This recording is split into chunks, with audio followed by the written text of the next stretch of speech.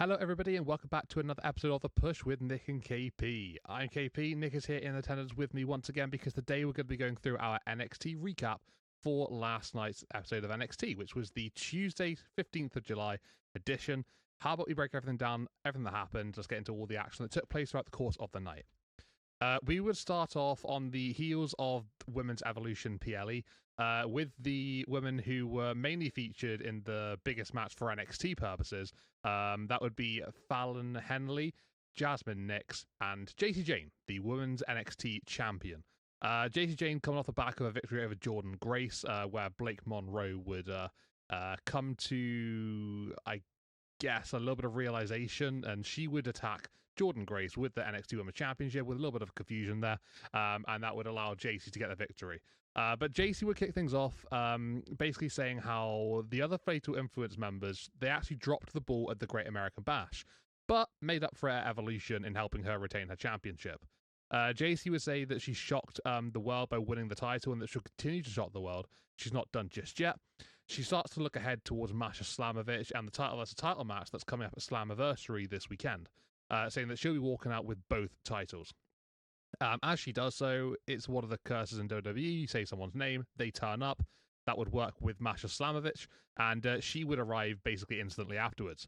She'll confront Fatal Influence before moments later, Zaruka, Solruka and Zarya, they would come on down as well. And Sol, showing off her two championships, she would basically say that, whoever does win the Slammiversary, they won't be the only superstar who is holding two titles. And she would actually have the Speed title as well as a Women's North American Championship around her. She did a nice sort of spin, showing off both championships. I think it's the first time we've actually seen a Speed title on WWE television, that isn't the Speed show itself on X. So that's quite interesting, that one. I can't remember another situation where that's occurred, even with the men's title and the women's title, whatever. So yeah, that was quite cool a moment. But yeah, she would basically say how she wouldn't. Yeah, she wouldn't be the only person with two titles then after Slammiversary.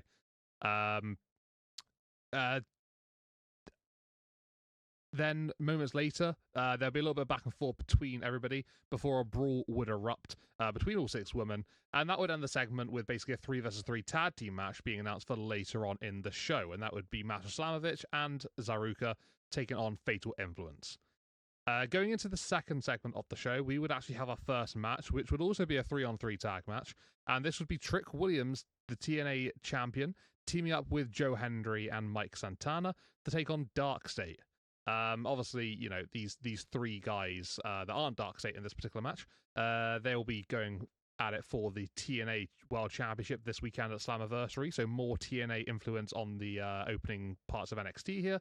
And yeah, they're well, especially Joe Hendry and Santana towards Trick, not on the best of terms right now, but they would have to team together here to get things started. The match would be going along, and there would be moments of cohesion between the three, to be fair. But then, obviously, Trick Williams, he's not particularly too keen on keeping that going. But the match would actually end because of in a no contest. When you had the System, they would come on down. They're from TNA, and they would come on in to bring the fight to Dark State. A little bit of history there between the two groups. But that would cause a little bit of a brawl type thing. Then you would then see Mike Santana, Joe Hendry, and Trick Williams always on the other side of the ring whilst this is all happening between Dark State and the System. And it's basically just one match that's been sort of like elongated into two situations here all of a sudden. So yeah, the match would end in a no disqualification. Well, in a disqualification, no contest, whichever you want to call it. And yeah, they basically just call it off there. But yeah, definitely a very heavy TNA following and influence here at the start of the show, as well as obviously on the back foot there from Evolution with the opening segment. What did you think of our first two major segments here, Nick? Obviously, you've got the 3-on-3 tag match, and then setting up for another 3-on-3 tag match at the very start. Yeah, I thought clearly the show is set up for the build for Slammiversary with TNA. I thought whether that was I don't know if that was real or not. The Jacy Jayne voice being damaged, if that wasn't real, she did a great job of selling that. And then Masha's mic not working. That was a bit of an awkward one, but a very veteran move by Henley there to give her a working one. Saved an awkward moment there. Um, yeah, and I thought I saw the speed title somewhere else backstage. I could be misremembering, but regardless, it's definitely one of the first times that it's been on. So I think it should be. I think it should be featured. I don't see any reason why it shouldn't be. Just because it's something that they've obviously worked hard to get. So if anything, it just helps promote that show. Like I don't think a lot of people even know that it really exists outside of an odd reference, here and there. So I have no issues with that. But yeah, as far as the promo itself, nothing crazy. Just obviously setting up that Slammiversary build. And speaking of which, the next match, obviously the 6-man tag match there. Yeah, nothing crazy. As you kind of alluded to, I think they worked better together than I thought they would. And then obviously Dark State taking over, as they should. But then obviously a no contest. Keeping everyone safe, I think, was probably the best idea, at least in this instance. So no issues really with that. Yeah, a ton of things going on, and then obviously the TNA team, which I don't have a ton of information on, but getting them involved here as well. Lots and lots of action there. But yeah, it's nothing crazy for me at the start of this show, but it does pick up quite a bit in the second half. So we'll get into that here shortly. Yeah, we absolutely will do that. And let's just get straight on into what would follow up from that particular situation there with a whole Dark State and all that lot. We would go into a match between Carmen Petrovich and Callie Armstrong. For those who aren't aware of Callie, she is the Women's Evolved Champion.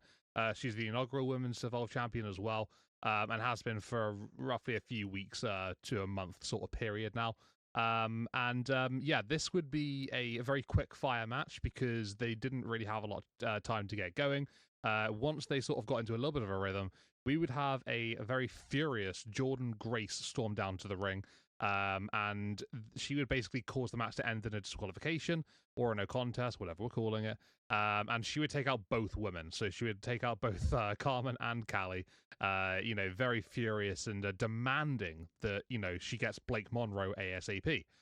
We'd see then Robert Stone and Stevie Turner. They would come on down basically saying that, Blake isn't here. There's nothing we can do about it. Just stop this right now. Before a vignette starts to play on the Tron. Blake would basically just go on about the situation and, you don't know me at all. And that actually she's going to be having a singles debut on NXT soon. So it's going to be time for her to officially glam up the place. Jordan, she's not too happy about the situation. That didn't really answer any of her questions, didn't get her what she wanted. So Jordan would take out both Stone and Turner before then heading past Ava, who was, accompanied by security just on the top of the stage. And that would be the end of the segment there. So obviously a very furious Jordan Grace on the heels of what happened at Evolution. Obviously she's got eyes only for Blake Monroe, but very differently to how she walked into Evolution.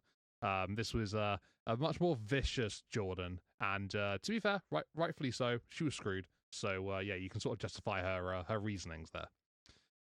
We then go into a triple threat match between Tony D'Angelo, Channing Sax-Lorenzo, and Luca Crucifino, and this was basically the last outing for the D'Angelo family, I guess we can call it.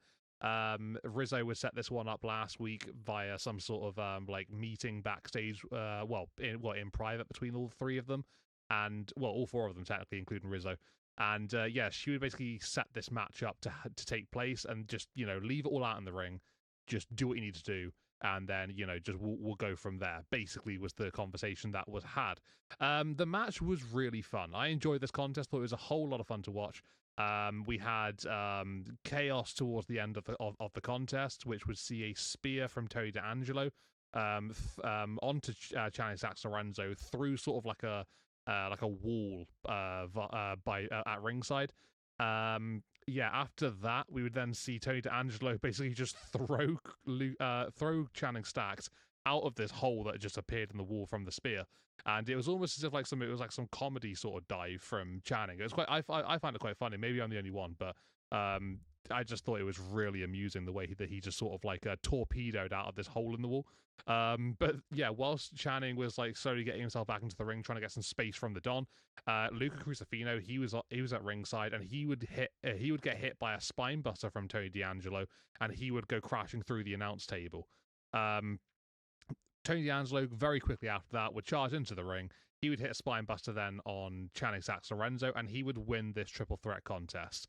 For me, I think this is the perfect result here. I think that, when you look at these, these three men, I think that the Don, Tony D'Angelo, he's still the main attraction for me out of these three.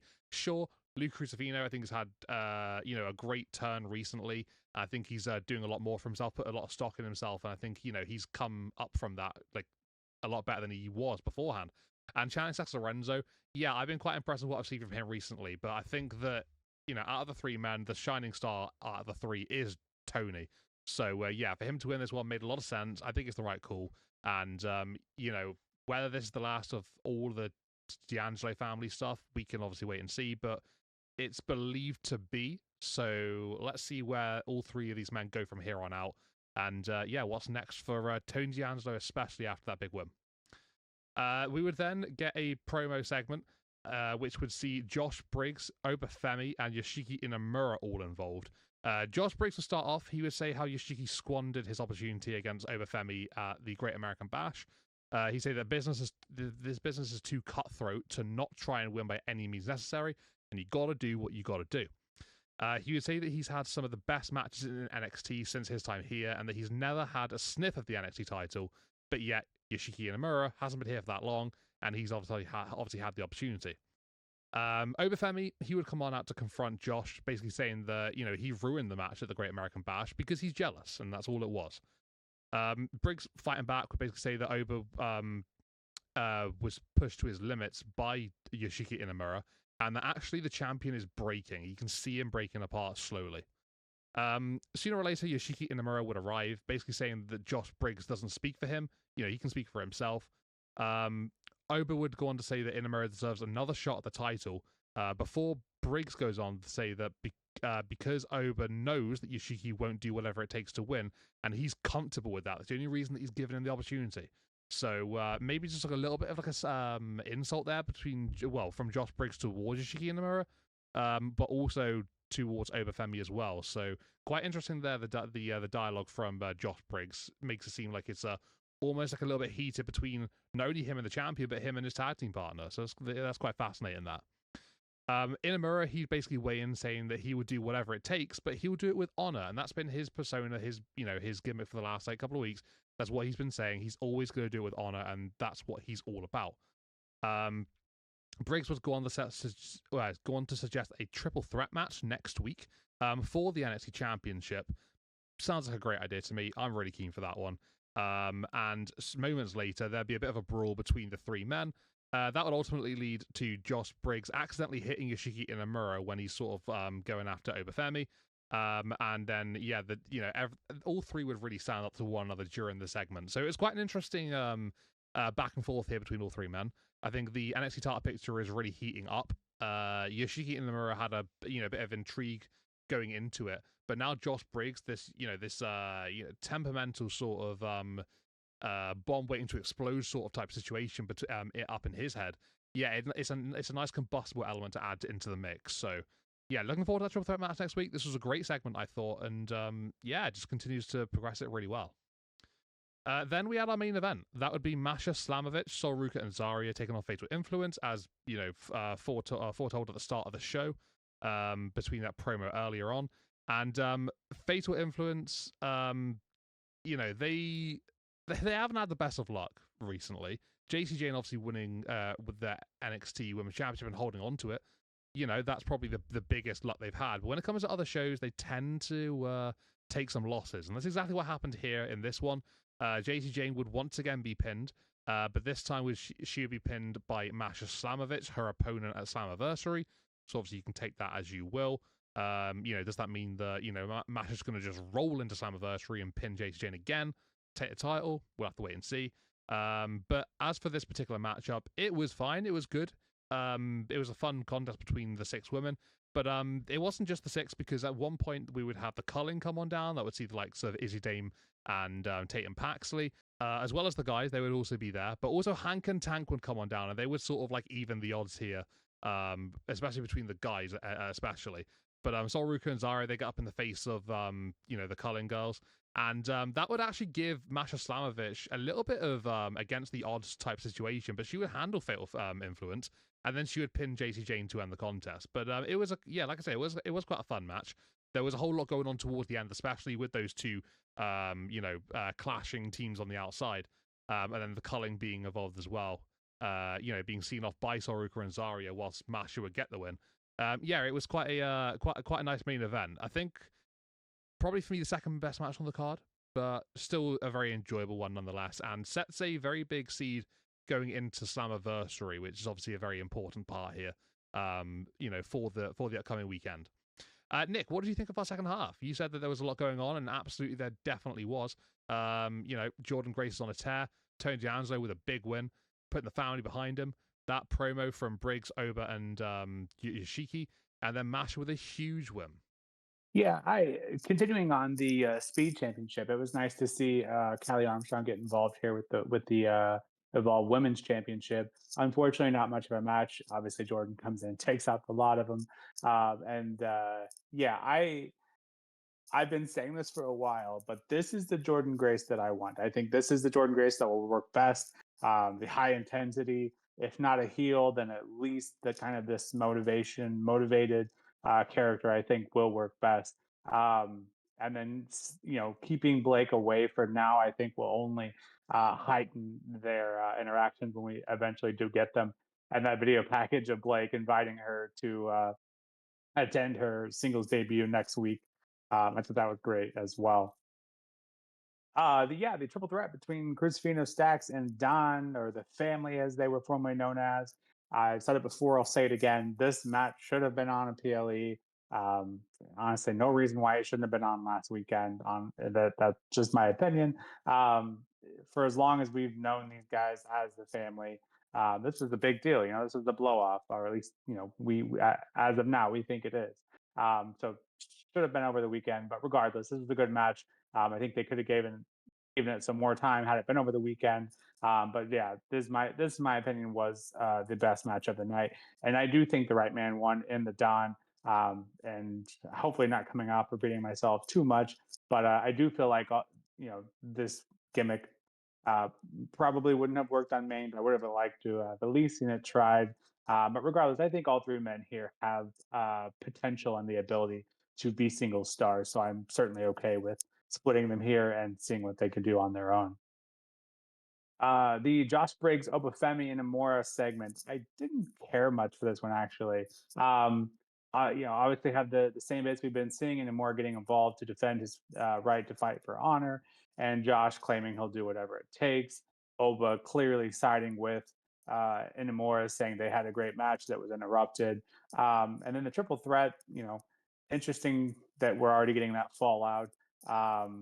It feels like Briggs and Nomura weren't together for more than a couple weeks before we got this fallout here. But regardless, and they were on such a they were on the same page and in such good showing. It's strange how quickly they fell out, but I guess Briggs just not happy being the backup guy for now. One part that I thought was interesting was Briggs stating that he had some of the best matches in NXT history. I thought maybe I misheard that, but that does appear to be what he said. I think they were going for like the Logan Paul delusional aspect that he pulled last week on Jelly Roll, but I don't think it worked near as well. Something about Briggs' character just doesn't really click for me. I'm looking forward to the triple threat match, and we'll see where they go from there. But Briggs just kind of seems like he's a thorn in Namora's side at the moment, which I suppose is what they're going for. But something doesn't quite work for him and me at the moment.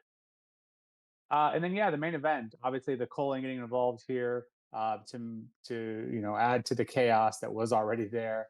I think eventually we'll have to have Zaruka and the Coling, the women of the Coling, have some sort of blow off there, or if that's the final straw that will eventually cause Zaruka to split up. They certainly seemed, I think there was a dig earlier in the night as well, about the accidental spears and whatnot from Zarya. So I think maybe this is the final straw that ends up breaking up that team. Because you have moments like that where it takes forever to have some team split up. Then you have this Briggs and Amora bit that seemingly happened overnight. So it's interesting to see which ones they pull the triggers on and which one they don't.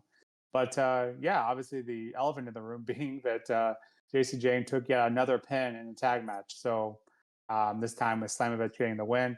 Of course, we saw how that played out over the last weekend. JC Jane took the pin on the go home show and then ends up being victorious. So interesting bit to go on there. Maybe we'll keep a close eye on that one this weekend at Slammiversary. But yeah, overall, I thought this was an okay NXT. Definitely one of the weaker ones I think I've seen in recent history that I can recall. I think they had a lot of things they were trying to do. Obviously, the fallout from the Great American Bash, as well as a build up of their own, as well as to Slammiversary, trying to build all that up as well. So I think it was just a bit chaos. I think they were doing their best to keep everything straight. But I think outside of the triple threat match, I think a lot of these matches just kind of were thrown together. It kind of felt like.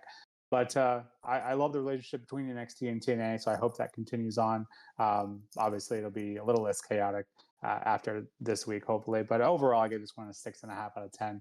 Not a terrible episode, just felt a bit scrambled. I think that's safe to say. I mean, although I understand where you're coming from, yeah, I think it maybe was a little bit scrambled together in parts. But I genuinely found myself really enjoying it. I think that a lot of the segments here, I just found myself really being drawn to, especially more so in the second half of the show. But yeah, I think a strong TNA influence, building things up towards Slammiversary, really good triple threat match, fun tag team matchup at the end, really good promo between the three guys for the NXT Championship scene. Yeah, I don't know. I think there were a lot of good things here, and I had a really good time watching it. I'd probably give it a 7.5 out of 10, purely for the fact that there were a couple of things that I think were glaring issues, like maybe having Callie Armstrong come up for like a 2-minute match. Like that was a choice for sure. Yeah, not really showcasing what she can do, because she is very talented. To be fair, she's a great in-ring performer. But yeah, I think that was probably my main criticism. And then with the possibly the DQ finish in the first match, or the no contest, wherever we're calling it. Yeah, they've been sort of like my main down points here from this show. But yeah, I had a good time watching. I thought it was fun, and yeah, sets the scene for TNA very nicely. So yeah, it got my interest a bit more so than normal for sure. But thank you very much, guys, for tuning on into this episode of The Push. That has been our NXT recap for this week. If you've enjoyed what you've watched here, then please consider hitting a like on the video and subscribe to our channel to keep up with future content coming out later on. We've got all sorts of stuff coming out later this week still, with like recaps and things still to come. Let us know in the comments what you thought as well, whether it's good, bad, and different. We'd love to hear your thoughts, just to see what's going on in with what you're thinking about everything that we got here. But when it comes to this particular podcast, we are done here. Thanks for tuning in to The Push with Nick and KP, and we'll see you all in the next one. Thank you very much, guys, and we'll see you next time.